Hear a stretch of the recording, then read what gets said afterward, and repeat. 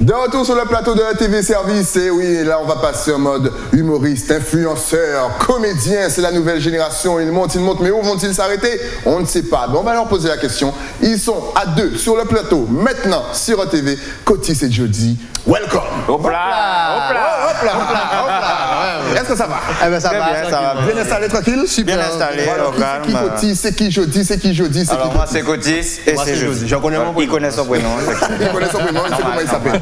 Excellent. Donc les gars, vous êtes franchement maintenant incontournables. On voit vos vidéos partout. Même les artistes vous suivent. Ils partagent vos sketchs. Excellent. Alors déjà, comment êtes-vous entré dans le milieu de la comédie?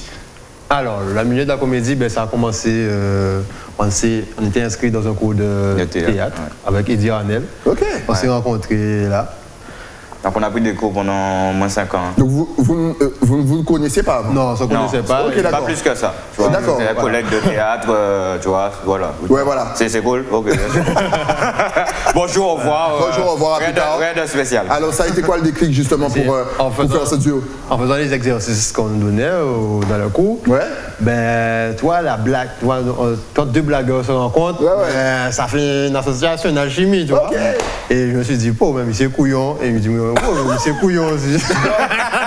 Bien sûr, dans le bon sens. Dans le bon sens. On va faire blague, quoi. Voilà.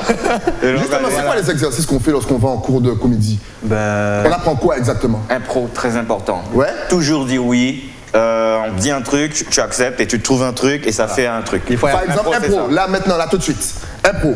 Impro sur quoi? Impro sur l'achat d'une voiture. L'achat d'une voiture. Voilà.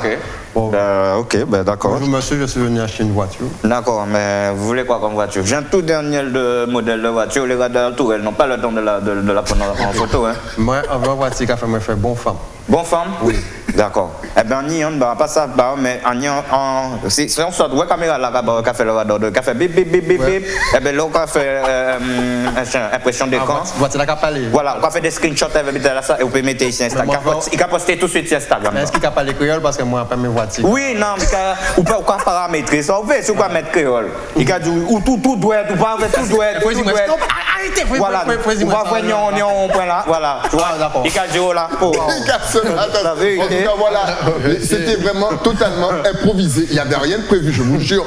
Que là, j'ai eu l'idée et ils l'ont fait. Vous avez vu, ils ont assuré en 2 secondes. Excellent. Alors vous, en fait, votre domaine et même votre terrain de jeu, c'est Internet. Ah oui. Alors déjà, pourquoi Internet? Parce que tu es obligé de le faire. Voilà. Pourquoi obligé? Parce que les anciens, ils n'ont pas commencé à Internet. Parce qu'au début, on était sur la scène. Ouais. Okay, on était beaucoup sur la scène. Notre premier amour, c'était le stand-up. Okay. Après, on a décidé par la force des choses, on a décidé de se mettre sur Internet et de se faire connaître là, parce qu'on s'est dit que on avait le même rêve, le même but, le même objectif. Mais le truc, c'est qu'avant de commencer quoi que ce soit, tu es obligé de créer une fanbase.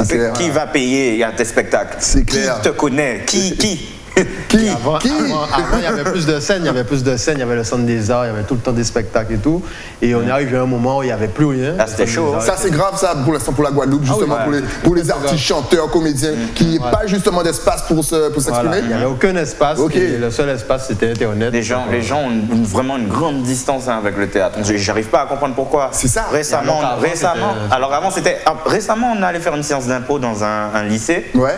Et les enfants, on a ri à gorge déployée pendant 2 heures, non-stop. Ah ouais. Franchement, on leur a appris les bases de l'impro. On a passé un moment de fou pendant 2 heures. Mais moi, ce que je n'arrive pas à comprendre, c'est maintenant que vous voyez que c'est ça. Pourquoi il y a pas de développement? Pourquoi c'est nous qui vous faisons découvrir ça? Ça existait déjà, tu vois ce que je veux dire? Pourquoi personne s'y met? Pourquoi, alors qu'ils prennent un kiff de ouf, ils découvrent qu'ils kiffent ça vraiment en fait, tu vois? Mais je sais pas, il y a une distance entre, c'est plus les chanteurs, mais j'avoue les comédiens, les acteurs, je sais pas, il y a. Mais déjà, est-ce que l'art est pris au sérieux? Parce que tu vas demander à un chanteur te dira, ouais, mais tu sais, moi on me prend pas forcément au sérieux. Le cas dit c'est chanteur qui a chanté, qui a fait bébé. Alors que finalement, ce sont des vrais métiers. Il y a des gens qui gagnent vraiment beaucoup d'argent avec ça. Et en Guadeloupe, on a énormément de talent. Donc, est-ce que finalement, l'art est pris en Guadeloupe ici au sérieux? Vous voyez, là, il y a les chanteurs et les comédiens, nous, c'est là. On est à terre, vraiment. Nous, c'est encore moins pris au sérieux puisqu'on fait rire. tout le monde, en fait, je pense que tout le monde, les gens, quelqu'un de normal, il se croit comique. Ils pensent que donner une blague, c'est voilà. C'est facile. C'est facile. Mais nous, c'est quelque chose qu'on a un peu étudié. Nous, on a étudié la blague. Ça veut dire que c'est un travail, mais les gens pensent que c'est pas un travail parce qu'ils savent faire. Parce que quand on fait en fête de famille, tu vois. Non, mais c'est vrai, nous tous nions tonton. Voilà. C'est quand la gango blague ou quoi, mon gars, tu vois. Et Christian, ça fait ça. Ça fait ça, mais c'est facile. Ça qu'on fait là, c'est Tikaka. Mais se retrouver sur scène devant un public où vous avez la bouche qui est ça, c'est pas les fêtes de famille. Vous faites moins rire alors que ça fait blague, toi, c'est. Et qui est-ce qui vous influence? Qu'est-ce que vous, justement, qui vous a donné envie de rentrer dans la comédie? Est-ce qu'il y a les acteurs américains, les acteurs français ou même les comédiens locaux? Est-ce que vous avez été influencé par quelqu'un? Très influencé par les comédiens locaux, moi, déjà, par Jean-Louis Père, Pascal Muesta, les Mounou Barry, tout ce qu'il y avait avant. Et en France, c'était Jamel, comment ça s'appelle? Gad Elmaleh. Tout ça, Farid, tout ça, ça nous influence beaucoup. Et comment on a commencé, nous, on s'est mis à regarder leurs DVD, les cassettes et tout, et on imitait. De part et d'autre, on a imité, on a commencé à faire nos propres blagues. Et justement, les thèmes qu'on retrouve dans vos blagues, dans vos sketchs, c'est quoi? Comment est-ce que vous décririez justement votre humour? On a plusieurs humours. On a de l'humour pour tout le monde. Et c'est ça qui fait notre force, je pense. On a de l'humour sur les infos. Tu vois, on rit de l'actualité avec TV, notre émission phare qui nous a fait connaître. On aime analyser un peu la société antillaise. On reprend un peu tous les défauts et on les fait rire de leurs défauts. Et on voit que ça fonctionne toujours. Les couples, tout ce qui est scène de ménage. Ça, c'est Tiffany et Jody. Elle est un peu plus jeune, mais vraiment ceux qui sont vraiment sur Insta. C'est vraiment ouvert. Mais mine de rien, ce sont ces sketchs-là aussi qui vous ont bien fait connaître et qui ont bien tourné. Vous vous attendiez à ça justement, à tourner comme ça sur les réseaux? Pas du tout. C'est fou ça. Franchement, mais on garde une distance, tu vois, par rapport à tout ça. On a une distance à propos de ça, émotionnellement parlant, j'entends bien, pour pouvoir garder garder une bonne relation avec nos fans. Pas faire le gars qui se sent plus pissé. Là, on a compris que la scène de ménage, qu'en comédie et même en musique, on a vu que c'est ce qui fonctionne. Toujours. Tu d'un coup, pour être maquité. Voilà, ça parle à tout le monde, ça. Tout le monde écoute du zouk. Exactement. Le zouk, c'est tu m'aimes, moi aussi, tu m'as manqué, pas moi. Mon frère. Mon frère, le limbé, c'est fort. Le limbé, c'est fort. Eh oui. Le limbé, c'est quelque chose. Alors justement, comment vous voyez la suite? C'est-à-dire que est-ce que vous vous projetez genre oui, nous on doit finir forcément soit en France, soit aux États-Unis, ou comme nous disent certains réalisateurs et acteurs qui sont déjà passés sur le plateau, déjà faisons pour nous ici, et puis après ça va nous emmener plus loin. Est-ce que vous visez vraiment Guadeloupe, Martinique, en fait du moins la Caraïbe, ou est-ce que vous visez la France? Alors déjà le premier public qui était visé, nous, c'était vraiment le public antillais, c'était vraiment les Antillais. Après, on s'est dit, si vraiment on est poussé, s'il y a quelque chose qui peut nous emmener plus loin, on va pas dire non, tu vois. Mais l'ambition, c'était déjà d'être s'installer, d'avoir une bonne fanbase aux Antilles. Mais de toutes les façons, là, aujourd'hui, maintenant, là, c'est mort. On est obligé de s'extérioriser puisque on a des messages de partout, de tout le monde. Des bisous des États-Unis, bisous du Québec, bisous du... Il n'y a que des bisous, apparemment. Des Antillais, évidemment. Des Antillais qui nous regardent. C'est des Antillaises, parce que les bisous... sont quand même... Oui. Des Antillaises, hein, attention, des Antillaises. Des Antillaises. Il y a aussi les Antillais veulent vous faire des bisous. Oui, non, mais pour te dire que, qu'on veuille pas, le truc a tourné. Le truc a tellement tourné qu'au jour d'aujourd'hui, c'est sûr en 2020, on sera sur Paname, obligé. On va faire des dates en France et tout. Il ne parlait pas d'aller sur Paname, il parlait de, tu vois, la suite de ta carrière. Est-ce que tu te vois par exemple? Oui, mais c'est là où je voulais en venir. On est obligé de progresser, tu vois. Moi, j'ai pas de limite. Moi, on va plus loin qu'on peut. C'est pour ça que j'ai pris cet exemple-là. Au début, on était censé rester en Guada. Maintenant, on peut plus. Maintenant, on peut plus. On est obligé de partir. Oh là là, public, qu'est-ce que vous nous faites? On vous kiffe, public. Merci. Trop d'amour, trop de love. Est-ce que vous avez déjà joué par exemple, on reste dans la Caraïbe, Martinique, Saint-Martin ou même la Guyane? Parce que mine de ça à côté, et c'est votre public aussi. Est-ce qu'on vous a déjà appelé? Donc, on nous a déjà appelé pour le duo, mais lui, il a déjà joué. Oui, moi j'ai fait Martinique Comedy Club. D'accord. Qui était pas mal, bizarrement. Et en Martinique, ils sont chauds au niveau humour. Là, un comédien, il fonctionne bien là-bas. Hein.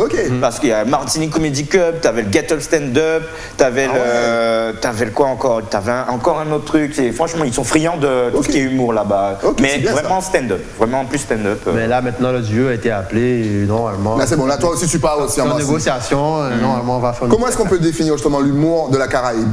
Parce qu'il n'est pas pareil forcément que celui de France. On a un humour particulier avec nos codes, nos blagues, nos références. Comment est-ce qu'on peut le définir? Et est-ce que le sketch est plus facile à faire en français ou en créole?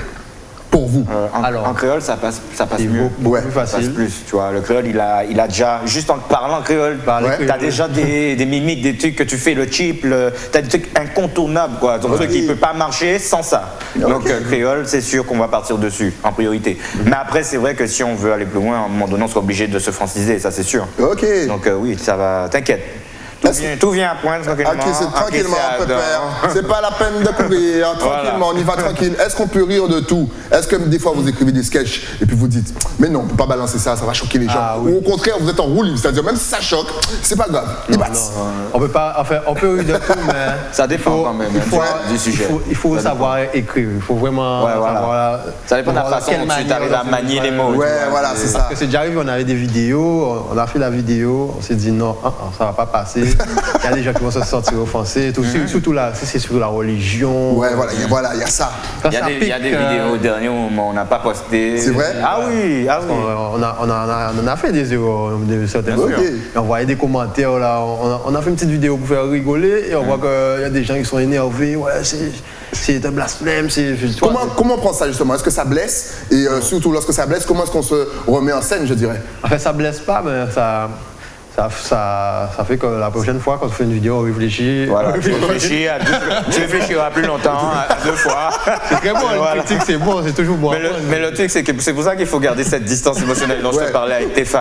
Parce que c'est à double tranchant, tu vois. Et c'est pour ça que quand il t'arrive. En plus, t'as un buzz, c'est tellement vite arrivé. C'est pour ça qu'il faut garder une distance. Vaut mieux pas répondre. Tu vois, laisse le truc tranquille.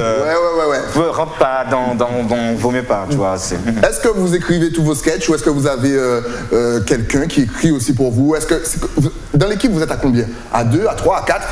Comment vous travaillez? On est à 2, maintenant à 3 avec le manager. Mais on écrit à 2. Donc vous écrivez tous vos sketchs? Voilà. Ah ouais, quand même. Une écriture un peu complémentaire, je pense.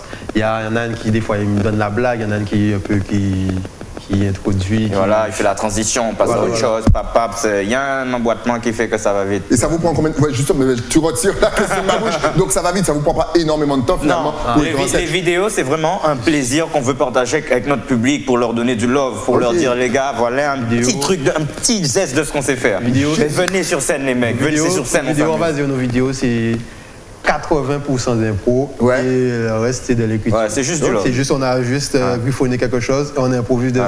C'est un délire. Par contre, les spectacles, c'est vraiment 90% d'écriture. Ah ouais, là c'est vraiment. Il y a des répètes, il y a des. La personne elle paye pour venir. Quand même. Il faut la respecter. Il faut du propre. Il faut du carré. Alors est-ce qu'en 2020 il y aura beaucoup de spectacles vivants justement de Cotis et Josie? Là c'est l'objectif. C'est ce qu'on espère. On veut avoir une tournée, on est demandé partout, mais toujours un problème pour il faut avoir un producteur pour aller dans tel ça. Ça, c'est la partie qu'on n'aime pas trop, ça. Voilà. On voit qu'on est demandé, mais il n'y a personne qui nous a. Ils disent, on veut cotiser aujourd'hui et tout. Ils sont pas encore sûrs. Alors qu'on montre qu'on a eu des scènes complètes, des trucs comme ça, mais on ne voit pas autant d'appels de producteurs pour nous produire pour tel spectacle. Eh bien, maintenant, ça va changer parce que maintenant, vous allez donner vos réseaux sociaux, vos adresses sur YouTube, vos numéros de téléphone. Comme ça, les gens ils vont vous appeler. Le producteur, il va vous appeler. Et comme ça, vous allez tourner un petit peu, vous allez représenter la Guadeloupe un petit peu partout. Alors, c'est parti, lâchez tout. Célibataire, 25 ans. Alors là, c'est parce que tu vas avoir les célibataire, 25 ans. Il a vraiment entendu. Quand on veut produire, là, tu veux produire ou quoi, là? Je veux produire, mon frère. Moi, je sais qu'est-ce que j'ai produit. Ah, ça fera des produits. C'est pas la production, c'est pas la reproduction d'un cotiste, tu vois. Tu vois, c'est la production, pas reproduction. C'était pour détendre l'atmosphère. Non, voilà. Mais bien sûr, on a compris. Ça a détendu tout le monde. Voilà, donc tu as cette caméra en face. Et tu balances. Cotis et Jody, donc comédien, humoriste, influenceur. Donc, Insta. Voilà, Instagram, Cotis, Cotis-du-8 et -8 Jody. Facebook, Cotis et Jody. YouTube. Cotis et Jody. Twitter. Cotis et Jody. Donc, contactez-nous, venez voir nos vidéos, vous verrez que... Ah, t'as oublié, Gmail. Gmail. Oui, il y a Gmail. WhatsApp. Justement, tu as dit un mot qui est très important, influenceur. Qu'est-ce qu'un influenceur? Pour les plus anciens, qui ne connaissent pas, qu'est-ce qu'un influenceur? Maintenant, c'est quelqu'un de déjà très suivi sur les réseaux. Très suivi. Ok, donc on ne peut pas être influenceur si on n'est pas suivi, genre sur Instagram ou Twitter. Ouais. Voilà, c'est vu qu'on a beaucoup de personnes qui nous aiment, ben, ils vont écouter un peu tout ce qu'on fait, ils veulent voir ce qu'on mange, ce qu'on fait tel jour. Ben, ça les influence, par exemple. On a un beau petit linge et tout. Voilà, on ne va pas nommer la marque, mais vous reconnaissez très bien. Vous reconnaissez la marque. Sébastien, chacun, qu'on salue. On bien un petit linge à Jody là. C'est qui marque? Voilà. On l'en peut pas rien. Ok, d'accord. J'ai influencé. Là, on sait, vous que rentrez là, on fait tranquillement. Exactement. De toute façon, la marque, vous la connaissez parce que le créateur de cette marque, il est passé la semaine dernière justement sur le plateau. Donc vous avez entendu parler de cette marque-là. Voilà, en tout cas. Big up à Chaka d'ailleurs. Voilà, exactement. Gros travail qu'il fait. Et puis, bien sûr, on vous donne rendez-vous pour la Carnival Week. Et vous restez connectés. Hop là. Vous avez vu comme ça les a chauffés? Carnival Week seulement que j'ai dit. T'as dit les deux mots-clés, Carnival Week. Vous faites une présentation justement. Ah, ben peut-être, surprise. Juste avant Shensia. C'est pour surprise. C'est pour surprise. On peut faire laisser la surprise. Ah, donc comme quoi, sortez, allez à la Carnival Week. En tout cas, merci de passer sur le plateau.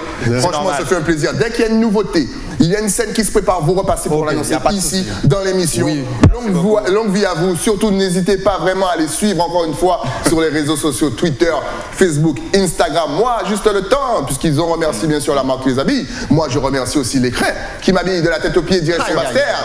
Et puis bien sûr, si vous en avez marre de faire votre lessive et de repasser direction le moule, net, blanchisserie, pressing, les gars, encore longue vie à vous. On espère vraiment vous voir partout. Merci. Et merci encore une fois. Longue vie à vous aussi. Nous, on se retrouve bien entendu demain pour un nouvel épisode de ETV Service. À demain. À demain.